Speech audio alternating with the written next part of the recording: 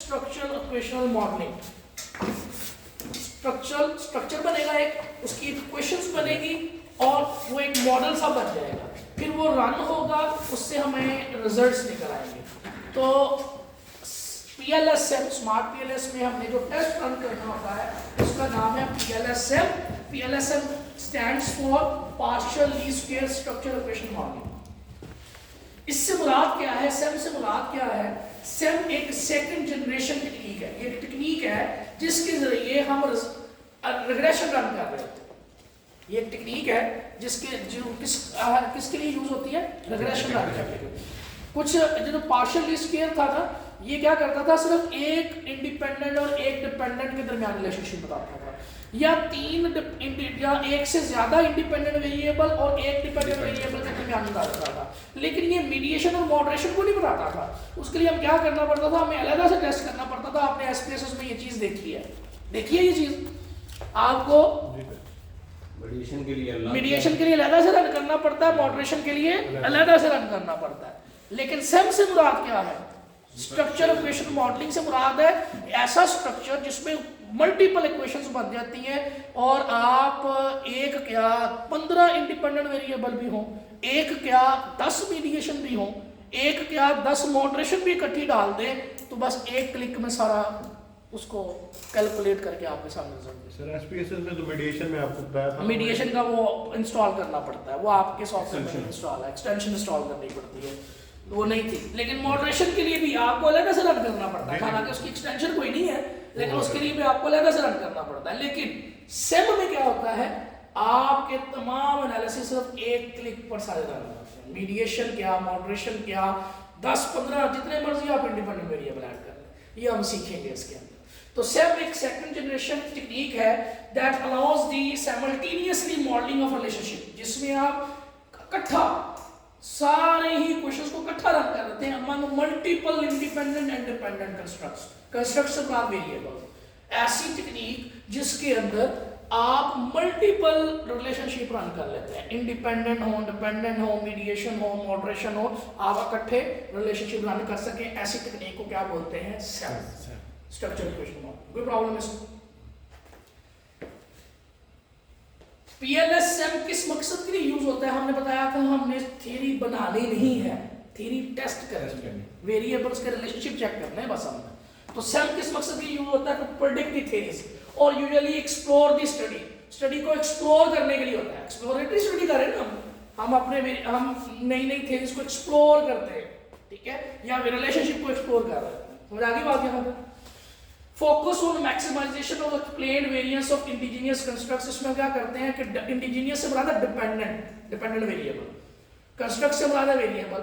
तो आप dependent variable को मैक्सिमम हद तक एक्सप्लेन करने के लिए ये काम कर रहे हैं। तो ये काम कर रहे थे ना कि डिपेंडेंट वेरिएबल पता नहीं कौन कौन से वेरिएबल हैं जो इस पे इफेक्ट कर रहे हैं। It is more a prediction oriented approach. इसको प्रिडिक्शन ओरिएंटेड प्रिडिक्ट ही कर रहे हैं ना, इसको प्रिडिक्टेड ओरिएंटेड अप्रोच भी कहते हैं। कोई प्रॉब्लम इसमें? सेम की समझ आ गई?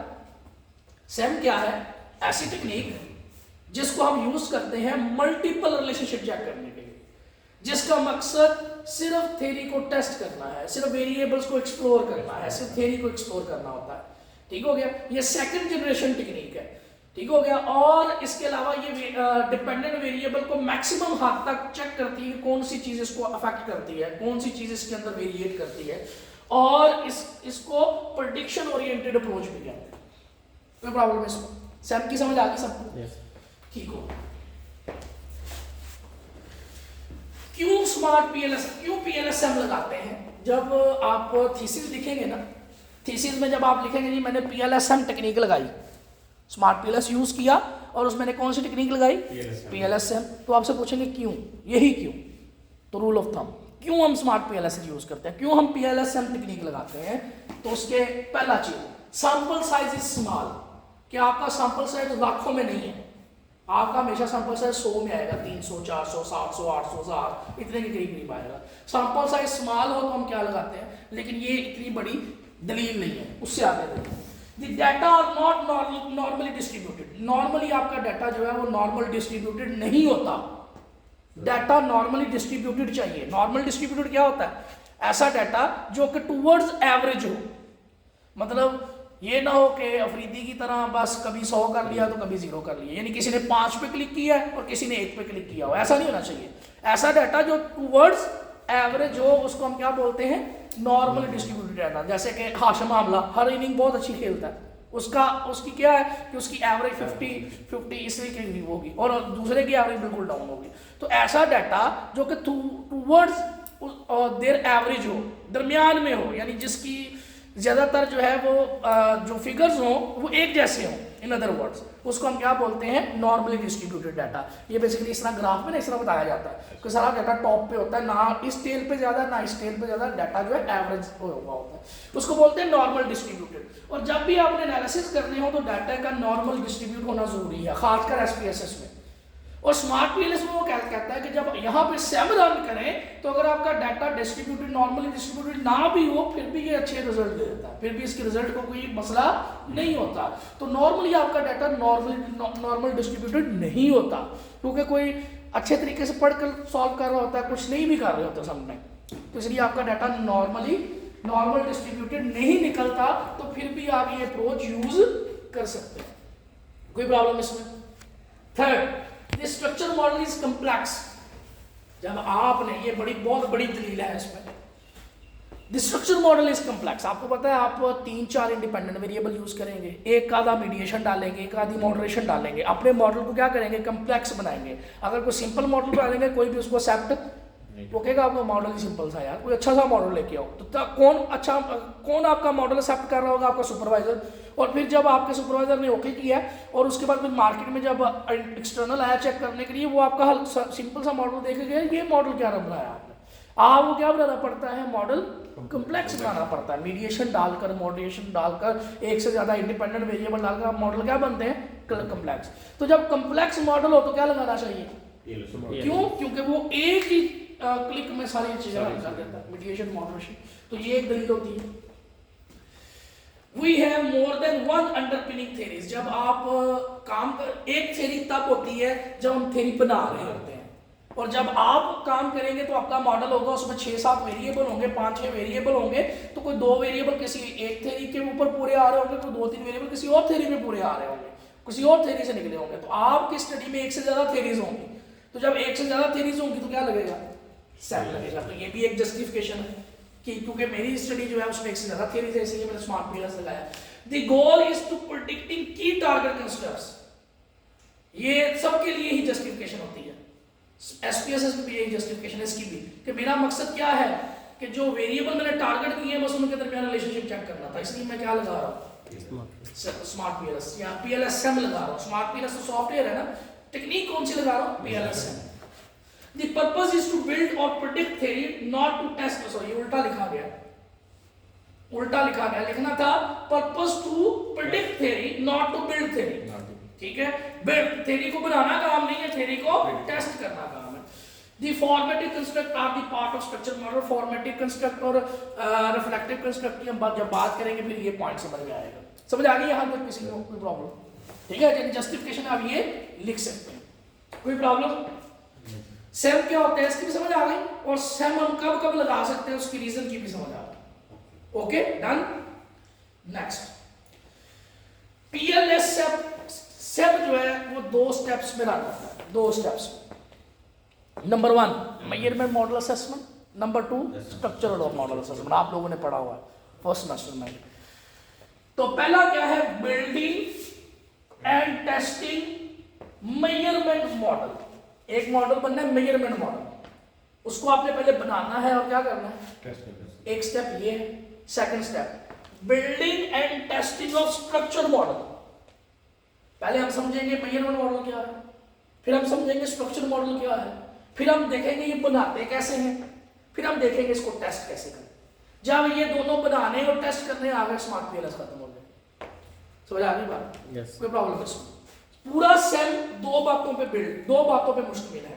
Number 1 building and testing of measurement model and building and testing of structure model. Measurement model होता क्या है, स्ट्रक्चर मॉडल होता क्या है, ये सीखना है, उसको बिल्ड करना सीखना है और उसको टेस्ट करना सीखना है। जब ये दोनों काम हो जाएंगे स्मार्ट PLS खत्म हो जाएगा। कोई प्रॉब्लम यहाँ? ओके, सेम क्या है? सेम एक टेक्निक है जिसको हम क्यों लगाते हैं? क्योंकि जब हम मल्टीपल रिलेशनशिप चेक करने हो तो हम सेम लगाते हैं, क्योंकि ये एक ही क्लिक में सारे रिलेशनशिप को रन कर देते हैं। ठीक है, सेम इसलिए भी लगाते हैं क्योंकि हमारा काम थ्योरी को प्रिडिक्ट करना होता है, क्योंकि हमारा काम रिलेशनशिप चेक करना होता है, हम इसलिए भी सेम लगा रहे होते हैं। ठीक है, पीएलएसएम है क्या? Partial least square structure equation modelling है। ये लगाते क्यों है? उसके लिए थंब ऑफ रूल है कि हम वेरिएबल को टेस्ट करने जा रहे हैं, क्योंकि हम थ्योरी एक से ज्यादा है, क्योंकि सैंपल साइज स्मॉल है, क्योंकि मॉडल कम्प्लेक्स है, एंड सो ऑन। 4-5-6 चीजें मैंने आपको बताई हैं, वो आप जस्टिफिकेशन दे सकते हैं। उसके बाद हमने कहा है कि सेम को रन कैसे करते हैं। सेम मुश्तमिल किन 2 चीजों पे है? सेम 2 चीजों में मुश्तमिल है, building and testing of measurement model, building and testing of structure model. कोई प्रॉब्लम यहाँ नहीं। पहले तो हम आपको मॉडल दिखाते हैं 2, फिर उसके बारे में बात करते हैं। ये एक मॉडल है, ये समझ लें आपका ये एक इंडिपेंडेंट वेरिएबल है, ये आपका दूसरा इंडिपेंडेंट वेरिएबल, और ये आपका डिपेंडेंट वेरिएबल। इस वेरिएबल की कितनी आइटम्स हैं? 5 आइटम से मुराद क्वेश्चन। इस वेरिएबल को बनाने के लिए हमारे पास कितने क्वेश्चन है? Question 1, question 2, question 3, question 4, question 5। इसको बोलते हैं आइटम्स, इसको बोलते हैं क्वेश्चंस। ठीक हो गया? इस वेरिएबल के भी कितने क्वेश्चन है? 4। इस वेरिएबल के कितने क्वेश्चन है? 5। ठीक हो गया? ये एक मेरे पास क्या है? मॉडल। लेकिन ये जो मॉडल है ये स्मार्ट पीएलएस में तैयार हुआ मॉडल। जब आपने इस मॉडल के 2 हिस्से किए हुए हैं, यहां से ये जो डब्बा बनाया हुआ है इसको हमने कहा हुआ है इनर मॉडल, और ये जो आइटम्स हैं वो इस डब्बे से बाहर है, इसको कहा गया है आउटर मॉडल। जो इनर मॉडल की असेस, ये जो इनर मॉडल है ये स्ट्रक्चर मॉडल। ये क्या है? Structure model. और ये जो बाहर है ये क्या है? मेजरमेंट। तो इस पूरे को बनाना, इस तरह से बना देना, क्या कराएगा? बिल्डिंग, टेस्टिंग नहीं अभी हो रही, क्या हो रही है? Building of structure model and measurement model. ये मॉडल हम स्मार्ट पीएलएस में बनाना सीखेंगे। ये ऐसे बनेगा कैसे? समझ आ गई बात? ये है बिल्डिंग की हद तक। समझ आ गई बात? कौन सा मेजरमेंट मॉडल है, कौन सा? इनर पार्ट स्ट्रक्चर मॉडल और आउटर पार्ट मेजरमेंट मॉडल। कोई प्रॉब्लम यहां तक? बिल्डिंग ये किस तरह बिल्ड करना है, हम स्मार्ट पीएलएस में बिल्ड करना सीखेंगे। कोई प्रॉब्लम यहां तक? लेकिन शक्ल समझ आ गई है कि ये क्या है? Inner means structure model. ये क्या है? आउटर मींस ये भी क्या है? आउटर। इस साइड पे भी आउटर है। ये क्या है? मेजरमेंट। कोई प्रॉब्लम यहां पर? क्यों इसको मेजर कहा गया है, क्यों इसको स्ट्रक्चर कहा गया है, जब हम आगे बातें करेंगे समझ आ जाएगा। कोई प्रॉब्लम यहां पर? सबसे पहले हम बात कर लेते हैं मेजरमेंट मॉडल। मेजरमेंट मॉडल की असेसमेंट करनी है आपने। मेजरमेंट मॉडल से मुराद है आउटर मॉडल। आउटर में क्या थी बोला? आइटम्स। आउटर में क्या थी? आइटम्स। जब हम मेजरमेंट मॉडल की असेसमेंट कर रहे होते हैं तो हम क्या चेक कर रहे होते हैं? वैलिडिटी। क्या चेक कर रहे होते हैं? इसको बोलते हैं कंस्ट्रक्ट वैलिडिटी। कंस्ट्रक्ट से मुराद है वेरिएबल्स की वैलिडिटी, और वेरिएबल्स किसको मिलकर बनते हैं? आइटम्स को मिलकर बनते हैं ना। तो आइटम्स की वैलिडिटी ही वेरिएबल्स की वैलिडिटी होती है। आइटम्स ठीक है तो वेरिएबल खुद ब खुद, क्वेश्चन ठीक पूछे गए तो वेरिएबल ठीक ही होंगे ना। तो आइटम्स की वैलिडिटी या वेरिएबल्स की वैलिडिटी क्या कहलाती है? Measurement model assessment. यानी इन अदर वर्ड्स जो आउटर मॉडल है यानी आइटम्स की हमने क्या चेक करनी है? वैलिडिटी चेक करनी है। और वो 2 तरह की होती है। वो कितने तरह की होती है? 2 तरह। एक को बोलते हैं कन्वर्जन वैलिडिटी, दूसरे को बोलते हैं कन्वर्जन वैलिडिटी। क्या कहती है? कन्वर्जन वैलिडिटी पर्टिकुलरली आइटम्स से रिलेटेड होती है, और डिस्क्रिमिनेंट वैलिडिटी पर्टिकुलरली वेरिएबल से लिंक करती है। ये आइटम से लिंक कर रही होती है, ये किससे लिंक कर रही होती है? आइटम्स ठीक होंगे तो वेरिएबल्स खुद ब खुद ऑलमोस्ट ठीक होंगे। जब ये दोनों ठीक हो जाएंगे तो हमारा मेजरमेंट मॉडल ठीक हो जाएगा। मेजरमेंट मॉडल ठीक होगा तो स्ट्रक्चर मॉडल की तरफ जाना है, अदरवाइज आप स्ट्रक्चर मॉडल की तरफ नहीं जा सकते। स्ट्रक्चर मॉडल होता क्या है? स्ट्रक्चर मॉडल बेसिकली रिलेशनशिप बताता है वेरिएबल्स के दरमियान। इसका मतलब है कि आपका मेरा मेन पर्पस तो वेरिएबल के दरमियान रिलेशनशिप चेक करना है। मेरा main purpose structure model assessment है। समझ आ रही है इस बात की कि नहीं? तो इस बात पर थोड़ा फोकस कीजिएगा। मेरा मेन मकसद तीन इंडिपेंडेंट वेरिएबल्स का डिपेंडेंट वेरिएबल के साथ क्या चेक करना है, मेरा मेन पर्पस तो ये है ना। तो स्ट्रक्चर मॉडल जो है वो क्या है, स्ट्रक्चर मॉडल का क्या है, स्ट्रक्चर मॉडल क्या ये नहीं है कि इस वेरिएबल का इस वेरिएबल पे क्या रिलेशनशिप है, इस वेरिएबल का इस वेरिएबल के साथ क्या रिलेशनशिप है, यही स्ट्रक्चर मॉडल है ना। तो स्ट्रक्चर मॉडल ही मेरी मेन रिक्वायरमेंट है। लेकिन रिलेशनशिप चेक करने से पहले मुझे ये चेक करना जरूरी होता है कि आइटम्स ठीक भी है कि नहीं है, वेरिएबल्स ठीक है कि नहीं है। वो क्या होता है, मेजरमेंट, उसको हम क्या बोलते हैं, मेजरमेंट। तो मेजरमेंट मॉडल असेसमेंट ठीक होगी तो रिलेशनशिप की तरफ जाना है, अदरवाइज रिलेशनशिप की तरफ नहीं जा सकते। क्यों, मेजरमेंट करनी है फिर स्ट्रक्चर की तरफ जाना है। क्यों, अगर आइटम्स गलत निकल आएंगी तो वेरिएबल गलत है, अगर वेरिएबल गलत है तो रिलेशनशिप गलत है। तो रिलेशनशिप ठीक करने के लिए सबसे पहले क्या जरूरी है, ठीक है। हम बनाने लगे हैं आलू की चाट, आलू खराब हो, चने खराब हो, क्या चाट ठीक बन सकती है, नहीं बन सकती। इसी का मतलब है अगर आइटम्स और वेरिएबल खराब हो तो रिलेशनशिप ठीक नहीं है। इसलिए पहले क्या चेक करना है, मेजरमेंट मॉडल असेसमेंट। अगर वो ठीक हो जाए तो स्ट्रक्चर की तरफ जाएंगे, अदरवाइज आप स्ट्रक्चर की तरफ नहीं जा सकते।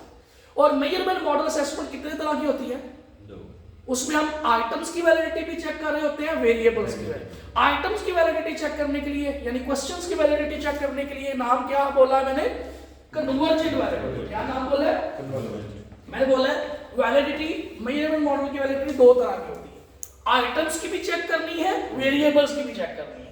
आइटम्स की वैलिडिटी क्या नाम है, कन्वर्जन वैलिडिटी, और वेरिएबल्स की वैलिडिटी क्या है, कोई प्रॉब्लम यहाँ, कोई इशू। ये थ्योरेटिकल बातें हैं, थ्योरेटिकल समझ आ जाएगी ना तो प्रैक्टिकल काम तो 1 मिनट का है।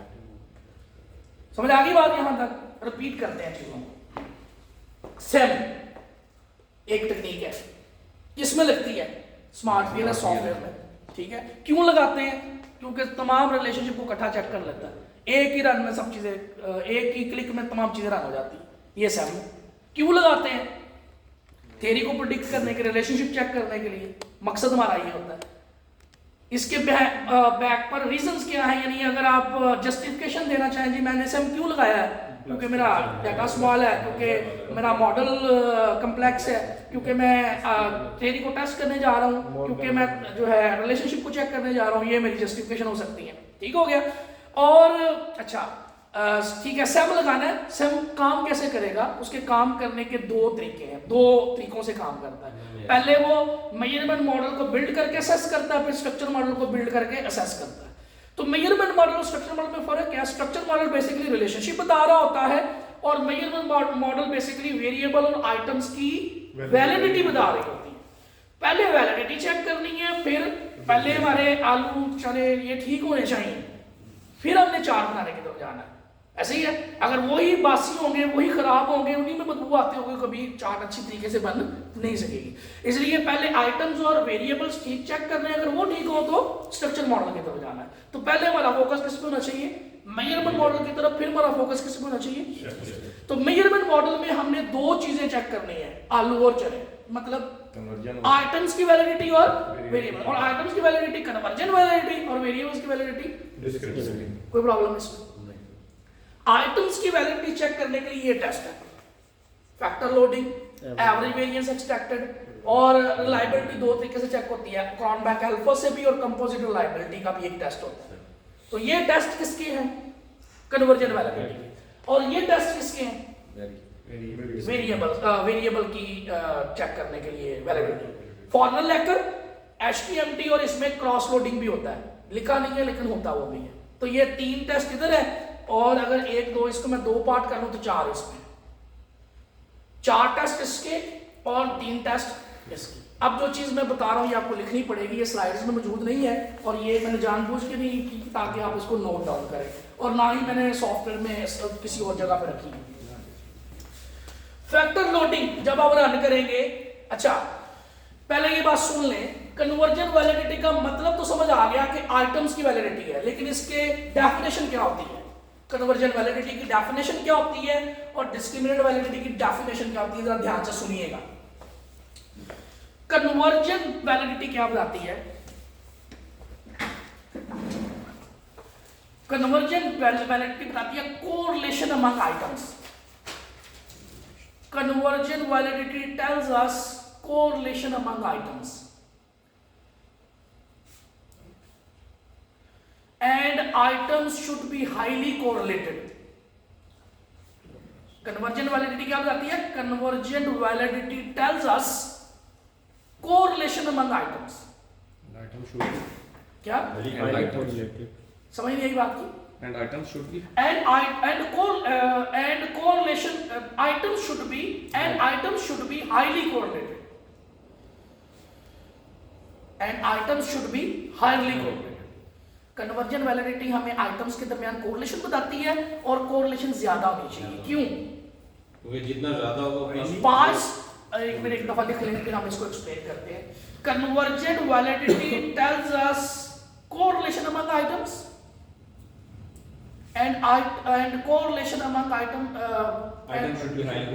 should be highly correlated, and correlation जो है आइटम्स के दरमियान वो हाई होनी चाहिए। ठीक हो गया?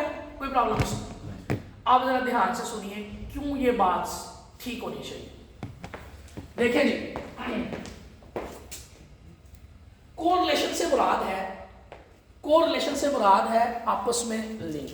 मेरा आपके साथ लिंक, इनका इसके साथ लिंक, हम चारों मिलकर एक ग्रुप को रिप्रेजेंट करते हैं। अगर हम में मुखालफत होगी क्या ग्रुप अच्छा काम करेगा? नहीं काम करेगा। ऐसा ही है। लेकिन हमारे अंदर अगर कोऑर्डिनेशन अच्छी हो, हमारे अंदर रिलेशनशिप अच्छा हो, हम एक दूसरे की वेलफेयर के लिए काम कर रहे हो, तो हमारा ग्रुप बहुत अच्छा काम। ये ग्रुप है, ये 5 लोग हैं। अगर इनके दरमियान कोरिलेशन ठीक नहीं होगी तो कभी भी वेरिएबल ठीक नहीं होगा। इसलिए इसके दरमियान कोरिलेशन ज्यादा होनी चाहिए। समझ आ गई बात? जो ये आइटम कहे वही ये कहे, वही ये कहे, वही ये कहे और वही ये कहे। जब सब मिलकर एक ही बात कहेंगे तो वो किसको प्रेडिक्ट करेगी? वेरिएबल को प्रेडिक्ट करे। समझ आ गई बात की? कोई प्रॉब्लम इसमें? ठीक हो गया?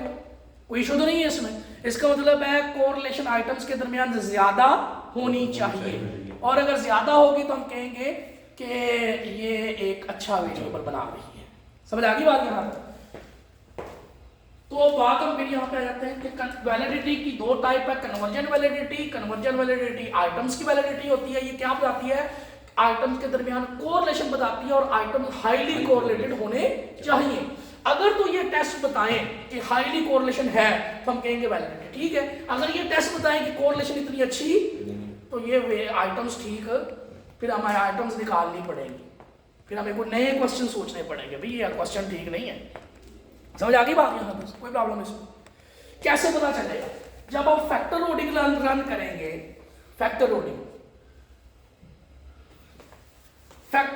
की वैल्यू 0.50 से ग्रेटर होनी चाहिए। एक बात याद रखें, यहाँ पे व्हाइट बोर्ड मेरे ख्याल से नहीं है। जो कोरिलेशन की वैल्यू होती है ना, ये एक बात ध्यान से सुने फिर ये लिखिएगा। जो कोरिलेशन की वैल्यू होती है वो -1 to +1 होती है। -1 to -1 के जितने करीब जाएगी वो नेगेटिवली कोरिलेटेड होती है, और +1 के जितने करीब जाएगी वो पॉजिटिव, और 0 के जितने करीब आएगी वो नो कोरिलेशन होती है। वो क्या होती है? No correlation. इसका मतलब है आपका आंसर जितना 1 के करीब होगा उतना हाईली कोरिलेटेड, और जितना 0 के करीब होगा उतनी नो कोरिलेशन, और जितना -1 के होगा उतनी नेगेटिव कोरिलेशन। कोरिलेशन वो भी है लेकिन नेगेटिव, कोरिलेशन ये भी है लेकिन पॉजिटिव। 0 के करीब जितना होगा, और फैक्टर लोडिंग माइनस में आंसर नहीं आता, हमेशा किस में आएगा? प्लस में। और किसके करीब होनी चाहिए? इसलिए 0.5 से ग्रेटर होनी चाहिए। यानी कहता 50% से ज्यादा कोरिलेशन होगी तो आइटम ठीक है, अदरवाइज आइटम ठीक नहीं है। तो फैक्टर लोडिंग का जो आंसर होगा वो 0.50 से बड़ा आंसर ठीक है, 0.50 से छोटा आंसर आइटम खराब है, आइटम ठीक नहीं है। समझ आ गई इस बात की? कोई प्रॉब्लम इसमें? डन है। एवरेज वेरिएंस एक्सपेक्टेड सेम, ये भी कोरिलेशन बता रही है ना, और इसका भी आंसर 0.50 से ग्रेटर होगा। फैक्टर लोडिंग में 0.50 से ग्रेटर, और समझ आ गई ना क्यों 0.50 से ग्रेटर मुझे चाहिए? क्योंकि कोरिलेशन तब भी बढ़ेगी जब 0.50 से आगे चलेंगे हम। रिलायबिलिटी के 2 टेस्ट होते हैं, अल्फा और composite reliability. CR abbreviate use करते हैं हम। कंपोजिट रिलायबिलिटी के 2 टेस्ट होते हैं, क्रॉनबैक अल्फा और कंपोजिट रिलायबिलिटी। और दोनों की वैल्यूज ग्रेटर देन 0.70, ये 50% पे ठीक है और ये 70% में कहता है कम से कम 70 होना चाहिए। 70 से ऊपर वाला ठीक है, नीचे वाला ठीक नहीं। 70% भी कह सकते हैं, लेकिन 70 आंसर आता होता है। वो जरा 100 करके ना परसेंटेज में नहीं लेके आता, पॉइंट्स में कर देता है, इसलिए 0.70। कोई प्रॉब्लम इसमें? हो जाएंगे ये चीजें रेडी। यानी whenever we have factor loading greater than 0.50, it means items are highly correlated. And whenever we have the average variance expected greater than 0.50, it means items are highly correlated. In case of reliability, both tests, alpha and composite reliability, if both the values are greater than 0.70, we then also said items are highly correlated. Or when items are highly correlated, it means measurement model assessment is okay. और एक part okay हुआ है, कौन सा? ये वाला। अभी दूसरा पार्ट चेक करना। फैक्टर लोडेड 0.5% है, 50% यानी 0.50, और एवरेज जो है वो भी 0.50, 0. और वो 70. वो दोनों दो टेस्ट आएंगे, दोनों टेस्ट 0.70 से होने चाहिए। कोई प्रॉब्लम इसमें? कोई टेंशन नहीं है। आगे देखते हैं। सर ये जब हम क्वेश्चन बिल्ड कर रहे होते हैं नया, तब भी करते हैं ना? क्या चीज? जब नया क्वेश्चन हम बिल्ड कर रहे हैं, नए क्वेश्चन बिल्ड कर रहे हैं, तब ये करते हैं। अगर हम नए क्वेश्चन जब बिल्ड कर रहे होते हैं तब हम करते हैं पायलट टेस्टिंग। पायलट टेस्टिंग से मुराद क्या है कि हमने अगर हजारों से डाटा लेना है ना, तो हम पहले कोई से 20, 25, 30, 50 लोग उनसे डाटा लेकर चेक कर लेते हैं, फैक्टर लोडिंग चेक करके लेते हैं। अगर फैक्टर लोडिंग ठीक आ रही है, इसका मतलब हमारा जो क्वेश्चन बनाया है वो ठीक है। लेकिन जो ऑलरेडी डेवलप क्वेश्चन होता है, जो हमें पुरानी स्टडी से लिया होता है, उसकी भी फैक्टर लोडिंग चेक करते हैं एक दफा कि यार ये जो हमने अदर्स लोगों से लिया है, क्या ये हमारी मार्केट में फिट भी आ रहा है कि नहीं आ रहा। हो सकता है उसने 5 आइटम ली हैं, कोई एक आइटम हमारे मार्केट में फिट ही ना आ रही हो, तो हमें वो निकालनी पड़े। तो इस वजह से भी हम हाँ बिल्कुल ऐसे वो कह रहे थे कि हम काले चने यहाँ पे पसंद नहीं करते, मतलब यहाँ पे सफेद चने पसंद करते हैं, तो काले निकालो सफेद ऐड करो। तो ये भी केस हो सकता है। समझ आ गई बात यहाँ तक? कोई प्रॉब्लम इसमें? नेक्स्ट दूसरी वैलिडिटी क्या थी? वेरिएबल्स के दरमियान कोरिलेशन चेक करनी है, और वो कोरिलेशन कम होनी चाहिए। क्यों? ये भी सुने। Discriminant validity term as correlation among variables. ये किस में बता रही थी? Correlation among items. ये क्या बता रही है? Correlation among variables. And variables are not highly correlated. ये हाईली कोरिलेटेड होने चाहिए थे, ये हाईली कोरिलेटेड नहीं होने चाहिए। क्यों? क्योंकि वेरिएबल्स अगर हाईली कोरिलेट हो जाएंगे तो एक वेरिएबल भी वही चीज बताता है, दूसरा वेरिएबल भी वही चीज बताता है, तीसरा वेरिएबल भी वही चीज बताता है, तो 3 लेने की जरूरत ही क्या है भाई? एक ले लो। स्टडी का फायदा क्या है? स्टडी में 3 वेरिएबल अलग लेने का क्या फायदा है? समझ आ रही है इस बात की? एक वेरिएबल भी यही बताता है, दूसरा वेरिएबल भी वही बताता है, तीसरा भी वो बताता है, भाई वो 2 निकाल के कोई और तीसरा ऐड कर लो, कोई और फैक्टर ले लो। समझ आ रही बात की? तो अब इसके हाईली कोरिलेटेड नहीं होने चाहिए। और उसके 2 टेस्ट चले, फिलहाल 2 टेस्ट ही हैं, वैसे क्रॉस लोडिंग भी है, उसकी बताएंगे। पहला टेस्ट क्या है? Former lacquer. पहले टेस्ट का नाम क्या है? उसमें कहता है first value should be greater then rest of the values. First value should be in the same column. Column पूरा लफ्ज greater than the rest of the value in the same column. Next rest of the value, next value नहीं, rest of the value. First value should be greater than rest of the values in the same column. अच्छा, इसको समझाने के लिए मैं जरा आगे जा रहा हूँ। ये टेबल दिखाना जरूरी है इसके लिए। ये देखिए, ये क्या है? Formal lacquer. ठीक है, उसका टेबल कुछ इस तरह से शो होगा। ये एक वेरिएबल है, ये दूसरा वेरिएबल है, ये तीसरा, ये चौथा है। 1, 2, 3 और 4, ये चारों वेरिएबल। अब देखें ये क्या बता रहा है, ये चीज वैल्यू क्या बताती है? इसका रिलेशनशिप इसके अपने साथ ही, इसका रिलेशनशिप इसके, और ये वैल्यू क्या बता रही है? इसका वेरिएबल का दूसरे के साथ, फिर तीसरे के साथ, फिर चौथे के साथ रिलेशनशिप। फर्स्ट वैल्यू ये कहती है कि मेरा अपने साथ रिलेशनशिप ठीक होना चाहिए। मैं जितना सिंसियर अपने के साथ हूं, मैं कभी भी उतना सिंसियर आपके साथ नहीं हो सकता, इवन कि अपने वालिदैन के साथ भी नहीं हो सकता। पहले इंसान अपने साथ सिंसियर होना चाहिए। अगर वो अपने साथ सिंसियर है तो फिर हम सोचा जा सकते हैं कि वो वालिद के साथ भी सिंसियर हो सकता है, वो वालदा के साथ भी होगा, वो बीवी बच्चों के साथ भी होगा, वो अपने तलबा के साथ भी होगा। फिर अगली बातें तो बाद में सोचेंगे ना, पहले तो ये चेक करेंगे वो अपने साथ कितना सिंसियर है। तो वेरिएबल क्या अपने के साथ जो लिंक है वो हमेशा बड़ा होना चाहिए, बाकियों के साथ कम होनी चाहिए वैल्यू, यानी अपनी कोरिलेशन बड़ी होनी चाहिए, बाकियों के साथ कोरिलेशन कम होनी चाहिए। और इसी तरह इसकी सी के साथ बड़ी होनी चाहिए, बाकियों के साथ, और इसकी इसके साथ बड़ी होनी चाहिए ना, और बाकियों के साथ, और आगे वैसे तो इसका मतलब है first value should be greater than the rest of the values. इसका मतलब क्या होगा कि variables are not highly correlated, उसकी कोरिलेशन अपने साथ ज्यादा है, दूसरों के साथ ज्यादा नहीं है। समझ आ गई बात? कोई प्रॉब्लम इसमें? एक और टेस्ट लिखा हुआ था HTMT, उसका नाम है हेट्रोट्रेट मोनोट्रेट रेशो। हेट्रोट्रेट मोनोट्रेट ये नाम है बेसिकली लोगों के, फॉर्मल लेटर भी नाम है, हेट्रोट्रेट मोनोट्रेट भी नाम है, और उन्होंने अपने नामों के साथ ये टेस्ट रखे हुए हैं। और ये क्या बताता है, HTMT ratio should be less than 0.90।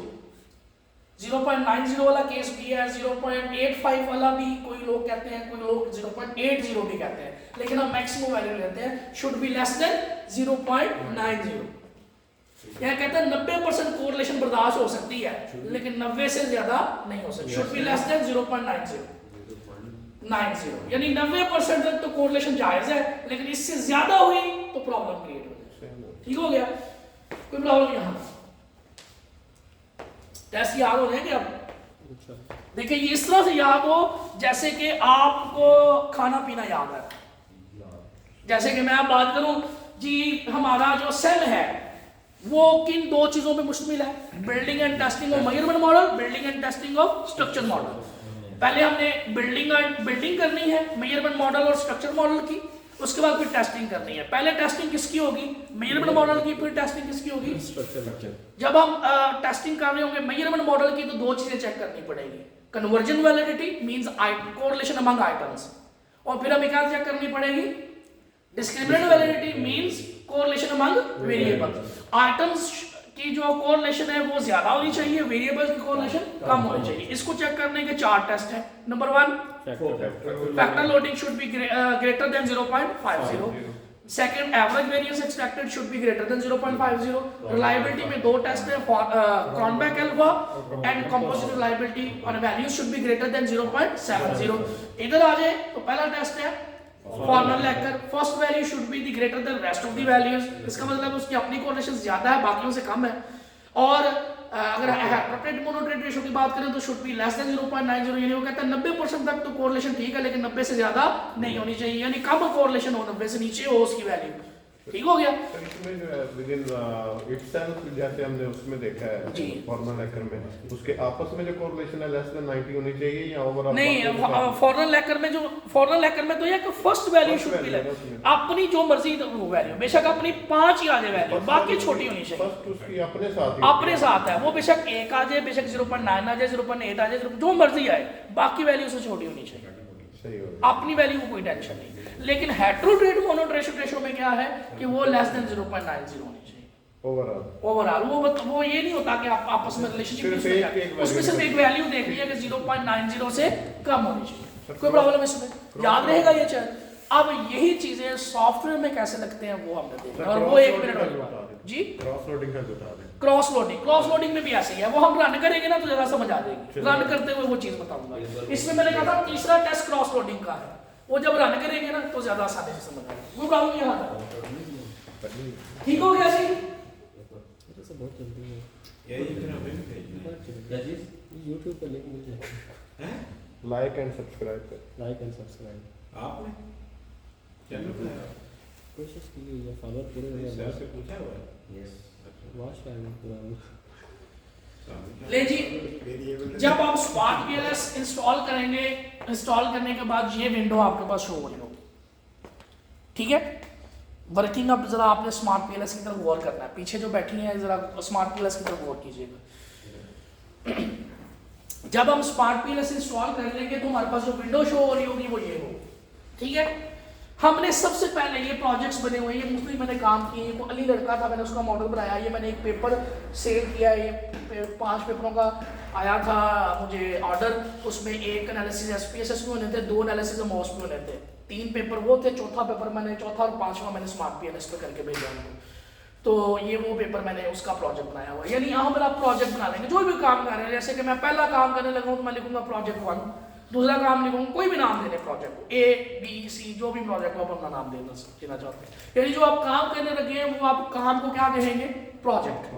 तो सबसे पहले काम क्या होता है, आपने प्रोजेक्ट बनाना होता है। यहाँ पर ये देखिए ये क्या लिखा हुआ है, न्यू प्रोजेक्ट। यहाँ पे जाए, आप नए प्रोजेक्ट पे काम करने लगे ना, आप अपने पेपर पे काम करने लगे, ये एक प्रोजेक्ट है। अब अपने थीसिस का एनालिसिस करने लगे, ये एक प्रोजेक्ट है। अब अपने सेकंड पेपर पे काम करने लगे, ये एक प्रोजेक्ट है। तो मैंने उसके लिए क्या किया है, न्यू प्रोजेक्ट का नाम दे देना जी, मैं पेपर के एनालिसिस करने लगा, मैंने लिखा पेपर 1 कि मेरा पहला पेपर है, मैं उसके एनालिसिस करने लगा, ठीक हो गया। और क्रिएट,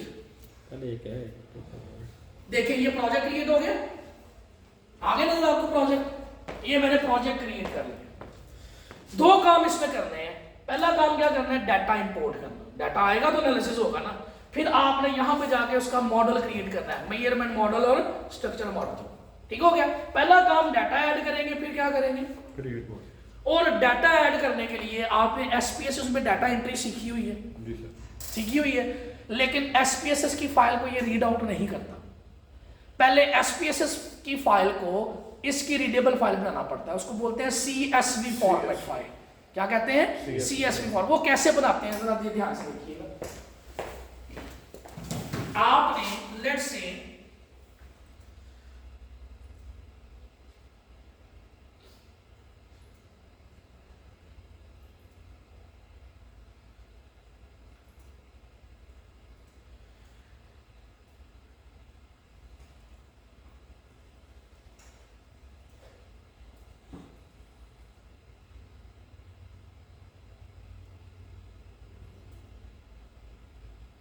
लेट्स से ये आपके पास डाटा शीट पड़ी हुई है, ये वाली, ये आपने SPSS में इसकी एंट्री की हुई है, और इसको मैं जरा ओपन करके देखता हूँ।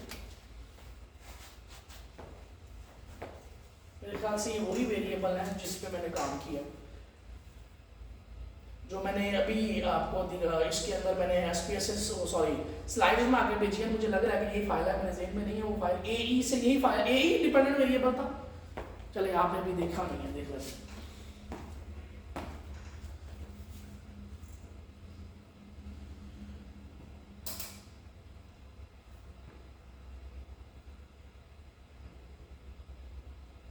SPSS को ओपन होने में थोड़ा सा टाइम लगता है, थोड़ा सा हैवी सॉफ्टवेयर है।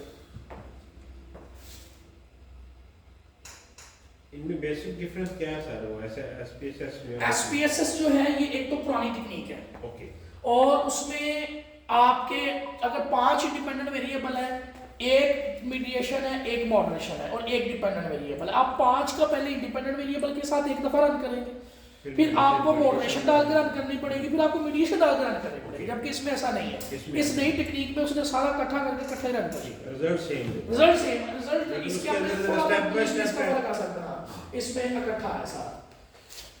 अच्छा जी, ये आपका जो है लेट्स से ये डाटा शीट है जिसमें आपने आपका एक वेरिएबल ये है इंडिपेंडेंट वेरिएबल, लेट्स से ये एक इंडिपेंडेंट वेरिएबल है CF तक, फिर HF आपका दूसरा इंडिपेंडेंट वेरिएबल है, फिर आपका ये तीसरा इंडिपेंडेंट वेरिएबल है, लेट्स से ये SC के नाम से आपका मीडिएशन है, और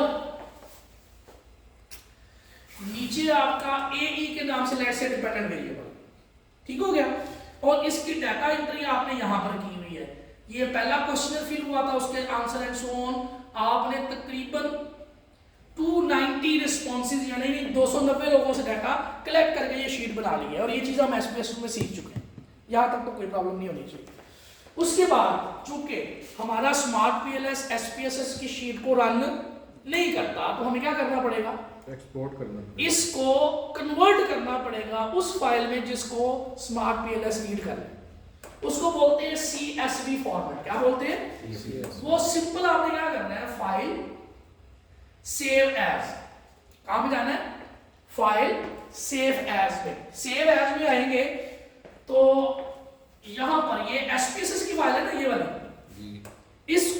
सिंपली आपने किस में कन्वर्ट कर देना, CS CSV, इसमें कन्वर्ट कर देना। इस पे क्लिक कर आप कहीं पे भी इसको सेव कर लें। लेट्स से मैं इसको ना डेस्कटॉप पे सेव कर लूं ताकि मुझे डाटा उठाने में आसानी हो। मैं इसको डेस्कटॉप पे सेव कर, जब ये सेव होगा तो आपको ना एक्सेल की शीट की तरह ना इसका नजर आएगा। देखें, एक्सेल की शीट की तरह नजर आ रहा है, इस तरह से ये नजर आएगा। ठीक हो गया, कोई प्रॉब्लम इसमें? बस इतना सा काम करना। अब हमने, आपको याद हो तो ये प्रोजेक्ट बनाया, इसमें हमें कह रहा था यहाँ पे क्या करो, डाटा इंपोर्ट करो। तो इंपोर्ट डाटा फाइल पे मैं क्लिक करूंगा और मुझे जाना पड़ेगा जहां पर मैंने वो फाइल रखी है डेस्कटॉप पे, और ये फाइल है, यही थी फाइल, और इस पे मैं डबल क्लिक करूंगा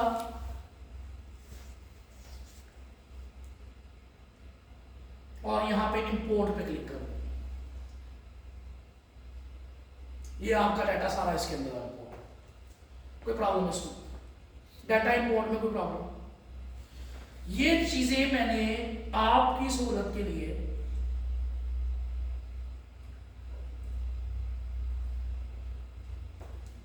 ये सिंपल एक स्लाइड है कि validation of measurement model is the requirement of the assessment of structure model. इससे मुराद ये है कि स्ट्रक्चर मॉडल असेस करने की पहली रिक्वायरमेंट क्या है कि मेजरमेंट मॉडल ठीक होना चाहिए। ये मैंने बात बता दिया आपको कि मेजरमेंट मॉडल ठीक नहीं होगा तो स्ट्रक्चर मॉडल रन नहीं हो सकता।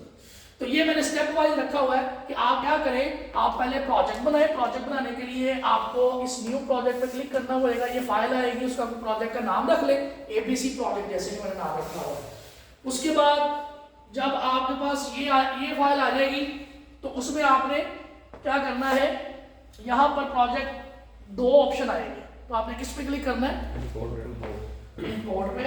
और जब इंपोर्ट पे क्लिक करेंगे तो आपके पास वो फाइल सर्च करेंगे तो यहाँ पे इंपोर्ट का ऑप्शन आएगा, इंपोर्ट पे क्लिक करेंगे तो आपकी फाइल जो है इंपोर्ट हो जाएगी।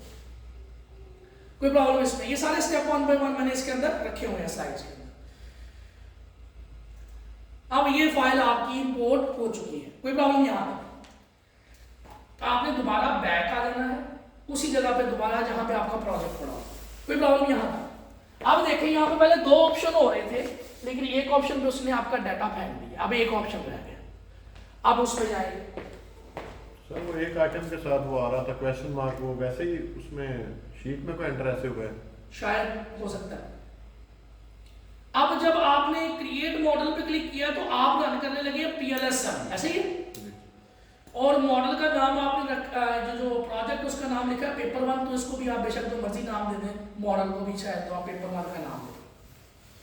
ये वो जगह आ गई है जहां पे आपने फर्दर सारा काम करना, यानी मॉडल भी यहीं पे बनाना है, टेस्ट भी यहीं पे करना है आपने सारा कुछ। कोई प्रॉब्लम? यहाँ तक आने में कोई प्रॉब्लम? ठीक है, स्लाइड्स पे ये तमाम स्टेप्स मौजूद हैं, कोई इशू नहीं है यहाँ पर। अब हमने क्या करना है, building and testing of measurement model and building and testing of structure model. Structure model हमारा अगले लेक्चर में काम है। आज तक हमने लेक्चर क्या पढ़ा है, बिल्ड दोनों कर लेने हैं, लेकिन टेस्ट सिर्फ कौन सा करना है, मेजरमेंट मॉडल। मेजरमेंट मॉडल की टेस्टिंग पढ़ी है ना अभी तक हमने, प्रैक्टिकल बात होगी। तो देखो हम किस तरह से करेंगे। हमने बात की है कि ये मेरा एक इंडिपेंडेंट वेरिएबल है, शिफ्ट दबाकर आप इसको डाउन की से सारे को सेलेक्ट कर लेंगे। कितनी आइटम है? 7। कितनी आइटम है? 7। इन सब को सेलेक्ट करके यहां से ड्रैग करेंगे और इधर लाके ड्रॉप कर देंगे। ये पहले वेरिएबल को ना जानबूझ के नाम खराब कर देता है, CF नाम है इसका, समझ आ गई बात? एक वेरिएबल आपका यहां पर आ गया। कितने आने चाहिए? 3 इंडिपेंडेंट है, मीडिएशन भी है, मॉडरेशन भी है, या मीडिएशन है या जो भी आपका है, वो सारे के सारे वेरिएबल आप यहाँ पे पुट कर। इसकी जरा साइड चेंज कर लें क्योंकि ये इंडिपेंडेंट वेरिएबल है तो ये सारी साइडें ऐसे चेंज हो सकती है। ठीक हो गया? तो इस तरह से आपका एक वेरिएबल आ गया। ठीक हो गया? अब दूसरा, उसके लिए आपके पास HF है, उसकी है 8 आइटम्स, 8 को सिलेक्ट किया, यहाँ पे लाके ड्रॉप कर दिया। उसी तरह इसकी भी साइड चेंज कर दी। कोई प्रॉब्लम इसमें? कोई इशू नहीं है। आगे लेट्स से यही 2 इंडिपेंडेंट वेरिएबल थे आपके, उसके बाद आपने कौन सा उठाया, डिपेंडेंट वेरिएबल। डिपेंडेंट वेरिएबल है लेट्स से आपका AE, ये आपने उठाया और उठाकर ये मेरा लेट्स से डिपेंडेंट वेरिएबल, कोई प्रॉब्लम इसमें। उसके बाद लेट्स से कि मेरा GS जो है ये मेरा है मीडिएशन, चले मीडिएशन कर लेते हैं। वैसे मेरा इरादा इसको मॉडरेशन करने का है, और इसको ये जो CE है ये इसका हमारा लेट्स से मीडिएशन। सारे वेरिएबल मैंने ऐड कर लिए, कोई प्रॉब्लम नहीं आता। अब एरोस की बताएंगी कौन सा इंडिपेंडेंट है कौन सा डिपेंडेंट है। अगर मैं एरो की जो है वो मैं इधर से इधर को कर दूं तो ये क्या बन जाएगा, डिपेंडेंट। अगर मैं इधर से इधर कर दूं ये डिपेंडेंट बन जाएगा। तो एरोस की बताएंगी इनमें से कौन सा मीडिएशन है कौन सा मॉडरेशन है। अब आपने उसी तरीके से रन करनी है जिस तरह से आपका मॉडल है। उसके लिए आप जाएंगे कनेक्ट पे, इसमें जाएंगे कनेक्ट करना है इनको आपस में, तो कनेक्ट पे क्लिक करेंगे। आप अभी सिलेक्ट पे हैं, सिलेक्ट से मुराद आप जिसको सिलेक्ट करेंगे उस पे आप काम कर सकते हैं। फिर आपने किस पे जाना है, कनेक्ट हाईलाइट हो गया। अब आप कनेक्ट करेंगे इसको इसके साथ, इसको इसके साथ। इसका मतलब है ये दोनों इंडिपेंडेंट है और इधर वाला इंडिपेंडेंट। इसको इसके साथ, इसको इसके साथ और इसको इसके साथ। अब ये क्या बन गया, मीडिएटर। और ये क्या है, मॉडरेटर। और मॉडरेटर ये समझ लें जिस भी मॉडरेटर है उसकी लाइन पे आपने लगा लाइन पे, ऐसे ही होता है ना। ये दो मॉडरेटर, समझ आ गई बात, कोई प्रॉब्लम इसमें। मॉडरेटर ने हमेशा रिलेशनशिप इफेक्ट करना होता है, उसको लाइन भी रिलेशनशिप पे लगती है जी, उसने ड्रामा करना क्रिएट करना होता है। समझ आ गई बात। मॉडल कैसे, अब ये मेरा बिल्डिंग बिल्डिंग बिल्डिंग बिल्डिंग कौन सा है, ये वाला हिस्सा, बिल्डिंग ऑफ मेजरमेंट मॉडल। और ये जो ये मैंने लाइनें लगाई हैं, ये जो ये लाइनें लगाई हैं बिल्डिंग ऑफ स्ट्रक्चर मॉडल, इसने रिलेशनशिप बताना है ना इसके और इसके दरमियान। इसका मतलब बिल्डिंग ऑफ मेजरमेंट मॉडल भी हो गया, बिल्डिंग ऑफ स्ट्रक्चर मॉडल भी हो गया, कोई प्रॉब्लम इसमें। आप टेस्ट करने की तरफ जाना है, और टेस्ट में भी स्ट्रक्चर मॉडल टेस्ट नहीं, कौन सा पहले टेस्ट करना है, समझ आ गई बात। एक स्टेप सिंपल, एक स्टेप क्या है, कैलकुलेट, कहां पे जाना है, कैलकुलेट और PLSM एल्गोरिथम, पहला ऑप्शन। उस पे बस आपने क्लिक करना है तो एक डायलॉग बॉक्स आएगा, उस पे आपने स्टार्ट कैलकुलेशन करनी है, बस इतना सा स्टेप। सारे टेस्ट कैलकुलेट हो गए। कौन कौन से बता, factor loading, AVE, composite reliability, Cronbach alpha, former लेकर, क्रॉस लोडिंग, हाइड्रोटेट मोनोट्रेट रेशियो, सारे कैलकुलेट हो गए। बस तलाश करके बताने हैं कहां कौन सा टेस्ट किधर है। समझ आ गई बात, यहां तक बताते चला पता चलेगा। हाँ जी, वैल्यूज देखिए। सबसे पहले है फैक्टर लोडिंग। ये जो आउटर लोडिंग होती है ना इसको फैक्टर लोडिंग कहते हैं। ये जो आउटर लोडिंग है इसको क्या बोलते हैं। वैसे इसने इसको भी रेड किया हुआ है, इसको भी रेड किया हुआ है, क्योंकि सॉफ्टवेयर के मुताबिक वैल्यू 0.70 से बड़ी होनी चाहिए। सॉफ्टवेयर ये कहता है कि फैक्टर लोडिंग 0.70 से बड़ी होनी चाहिए, लेकिन हमने 0.50 से बड़ी वाली वैल्यू को ओके किया हुआ है, क्योंकि कुछ जो है बुक लिखने वाले कहते हैं 0.50 की ओके है, तो हमने आपको भी 0.50 ही लिखवाया फैक्टर लोडिंग। ये रेड है, लेकिन आपने इस बात से टेंशन नहीं लेनी। वैसे रेड का मतलब होता है कि वैल्यू गलत है, ठीक है। रेड का मतलब क्या है, वैल्यू गलत। लेकिन हमारे पास एक दो लोगों ने कहा है कि 0.50 भी ओके हो जाएगा, तो इसलिए हमने उसको जेन में रखा। तो ये 0.50 से ऊपर है ना, तो रेड भी है, तो नो प्रॉब्लम। ये भी 0.50 से ऊपर है, इसका मतलब नो इशू। तो factor loading should be greater then 0.50। तो देखें ये 0.50 से ग्रेटर नहीं है सारी, तो ये भी देखें सारी 0.50 से बड़ी है, ओके है इसका मतलब है। अगर ये देखें AE1 की वैल्यू क्या है 0.593। अगर मैं ग्राफ पे जाऊं तो देखें इसकी वैल्यू 0.953 है। इसी तरह सेकंड वैल्यू 0.838 है, तो देखें यहां पे भी 0.838 है। इसका मतलब है ये जो ये वैल्यूज होती है फैक्टर लोडिंग। फैक्टर लोडिंग अगर आपने पीछे से कहीं से चेंज कर दिया ना, तो ये तस्वीर भी लगानी होती है। वो तस्वीर से पकड़ लेगा कि आपने गलत किया, हालांकि उसके बाद डाटा शीट ना भी होगी तो तस्वीर से पकड़े जाएंगे भैया आपने कोई ना कोई टैंपरिंग की है।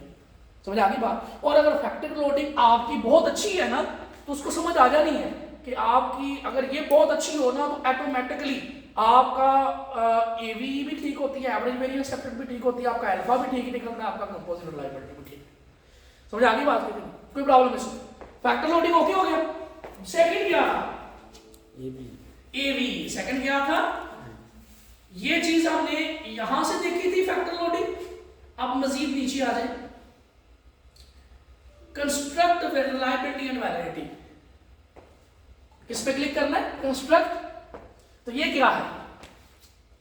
अल्फा। और ये क्या है? Composite reliability. और ये क्या है?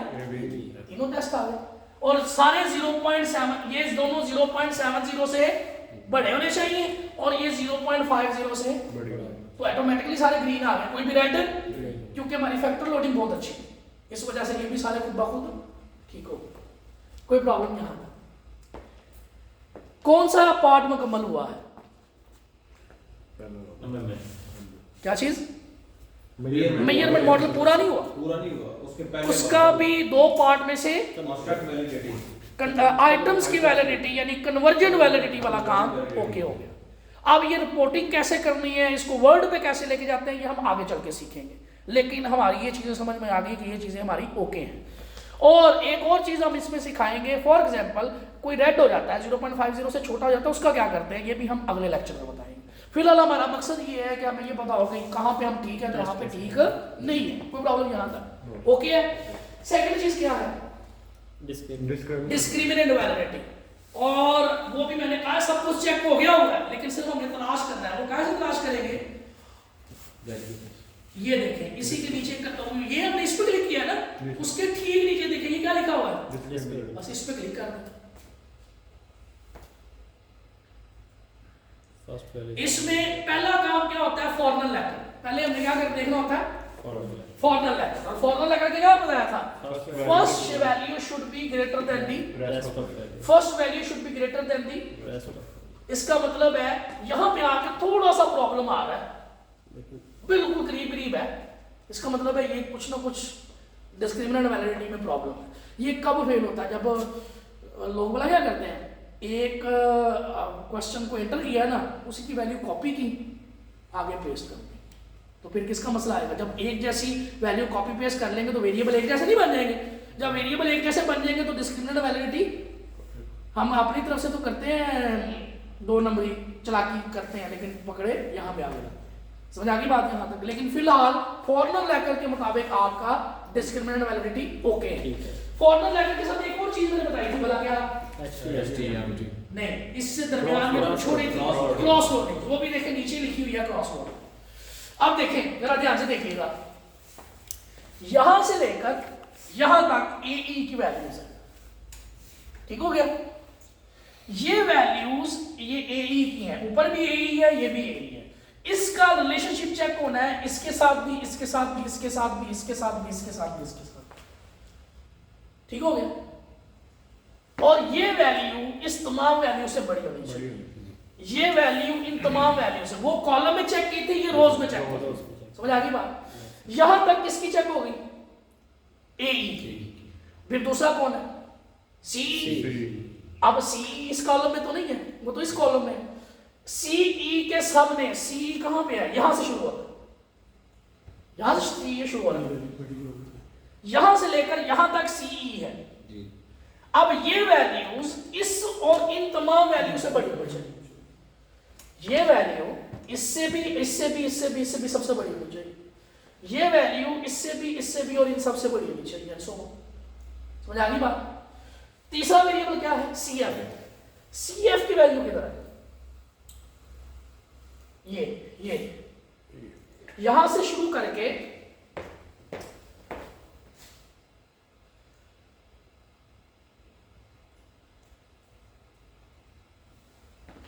CF की वैल्यूज जो है वो यहां से शुरू करके CF से, यही है ना CF, यहां से शुरू होकर यहां तक, तो ये जो वैल्यूज है ये उधर से भी बड़ी होनी चाहिए, इधर से भी, एंड सो ऑन। उनके अपने दरमियान रिलेशनशिप जो है वो अपने दरमियान जो रिलेशनशिप है वो बाकी मस्ट सबसे बी ज्यादा। Stronger than the rest of the relationships. कोई प्रॉब्लम इसमें या चेक हो जाएगी क्रॉस लोडिंग्स भी। Yes. ये भी चूंकि ये इसलिए दोबारा से नहीं करते, ये सेम एज फॉर्मल लेकर है, सेम एज फॉर्मल लेकर, इसलिए इसको उस टेस्ट में अलग से शो नहीं किया था, लेकिन जब आप थीसिस लिखेंगे तो जरूर शो करें इसको के साथ। ठीक हो गया, कोई प्रॉब्लम इसमें? आखिरी चीज रह गई है, क्या चीज? हेट्रोट्रेट मोनोट्रेट रेशियो। देखिए रेड हो गई है, कहां पे रेड हुई है? मैंने कहा था values should be less than 0.90, तो जैसे ही 90 से ऊपर गया उसने रेड कर दिया। नहीं भाई, कोई ना कोई कॉपी पेस्ट है, जरा जाके चेक करो डाटा। बाकी सारे ठीक है, सिर्फ किसको चेक कर लो, जीएस को देख लो, इसमें कोई ना कोई इशू है तुम्हारा, तो हमें डाटा शीट दोबारा जाके देखनी पड़ेगी। लेकिन वो क्या देखेंगे, किस तरह ठीक करेंगे, वो बात की बात है। फिलहाल हमने ये देखा है कि फॉर्मल लेकर और क्रॉस वोटिंग के मुताबिक तो ठीक है डिस्क्रिमिनेंट वैलिडिटी, लेकिन हेट्रोट्रेट मोनोट्रेट के मुताबिक डिस्क्रिमिनेंट वैलिडिटी ठीक नहीं वो है। और वो जो फॉर्मल लेकर और क्रॉस लोडिंग है वो पुराने टेस्ट है, लेकिन हेट्रोट्रेट मोनोट्रेट रेशो एक नया टेस्ट है। इसके मुताबिक एचटीएमटी ठीक होनी चाहिए। हम अभी फर्ज कर लेते हैं ये 0.80 है, 0.90 से छोटी है, इसका मतलब हमारी डिस्क्रिमिनेंट वैलिडिटी भी ओके है। जब हमारी कन्वर्जन वैलिडिटी और डिस्क्रिमिनेंट वैलिडिटी ओके हो जाए तो फिर हम किस पे जाना है, स्ट्रक्चर मॉडल असेसमेंट पे, अदरवाइज आप स्ट्रक्चर मॉडल असेसमेंट पे नहीं जा सकते। इनको सर ये जो 0.9 ये जो रिलेशनशिप ये दोनों के एचएफ और जीएस के दरमियान नहीं, इसमें रिलेशनशिप नहीं इसमें भी देखना, होता है। इसमें सिर्फ वैल्यूज देखनी है। कोई भी वैल्यू 0.90 से बड़ी नहीं होनी चाहिए।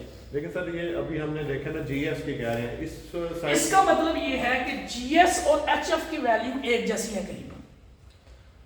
आपने क्या किया है कि एचएफ को कॉपी किया है या जीएस में फेंक दिया है, जीएस को कॉपी करके एचएफ में कर दिया। दोनों में से किसी एक को किसी change करेंगे एक तो को आप चेंज करेंगे तो चीजें ठीक होना शुरू हो जाएंगी। समझ आ गई बात? सर, कोई ये प्रॉब्लम? 3 किस्म के आ रहे हैं टीएमटी ना रेशियो जो है अभी कहां भाई? नहीं, ये इसको छोड़ देना, ये बस डिस्क्रिमिनेंट वैल्यू। हाँ, ये ना ग्राफ है और मतलब चीजें हैं, लेकिन पहला टेस्ट आपके लिए इंपॉर्टेंट है। जैसे अगर आप इस पे क्लिक करें ना तो ये ग्राफ देगा आपको।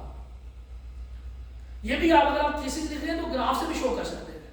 सही ये आपको ग्राफ दे रहा है। देखिए वो जो उसमें प्रॉब्लम है उसने रेड किया, बाकी उसने कहा बिल्कुल ठीक है, तो ग्राफिकल प्रेजेंटेशन है। समझ आ गई बात? यहाँ तक कोई प्रॉब्लम इसमें? और जब आप इस पे क्लिक करेंगे तो ये एचटीएमटी विद इन वेरिएबल्स दे रहा है, लेकिन हमें विद इन वेरिएबल्स नहीं चाहिए, हमें विद इन आइटम्स चाहिए। ठीक हो गया, कोई प्रॉब्लम इसमें? ठीक है जी, कोई इशू यहाँ तक? तो हमने यहाँ तक सारी प्रैक्टिस जो है वो सॉफ्टवेयर में भी इसमें सॉरी स्लाइड्स में भी रखी है।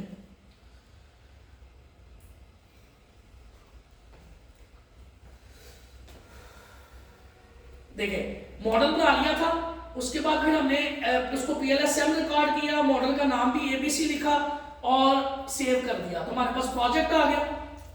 प्रोजेक्ट के बाद हमने क्या किया, हमने ये मॉडल डेवलप किया, ऐसे ही है। और मॉडल डेवलप में सिर्फ ड्रैग एंड ड्रॉप किया, ड्रैग एंड ड्रॉप। और उसके बाद हमने पहला काम क्या किया, कैलकुलेट पे क्लिक करके पहले से एल्गोरिथम पे गए।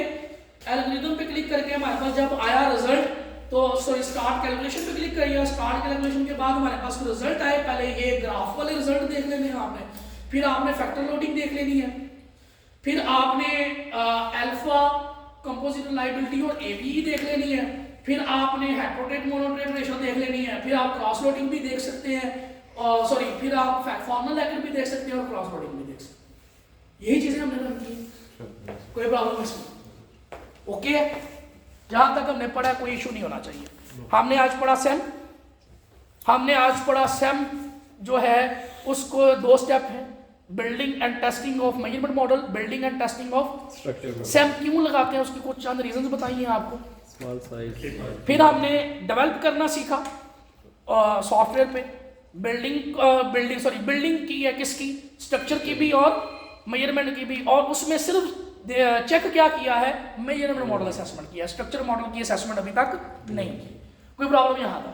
और जो हमें मेजरमेंट मॉडल असेस करना होता है उसके 2 पार्ट होते हैं, 1 part conversion validity, 2nd part discriminant validity. Conversion validity tells about items correlation and it should be highly correlated, or discriminant validity tells about the variable correlation and it should be Not highly correlated। समझ आ गई बात? कोई problem नहीं है। और उसको हमने 4 test उसके बताए हैं, 3 इसके बताए हैं, उसके थ्रेशोल्ड बताए, इसके बताए, और सॉफ्टवेयर से उसको चेक करना सीखी। कोई इशू यहाँ पर ठीक हो गया। जिनके पास लैपटॉप में इंस्टॉल नहीं किया था वो स्मार्ट पीएलएस इंस्टॉल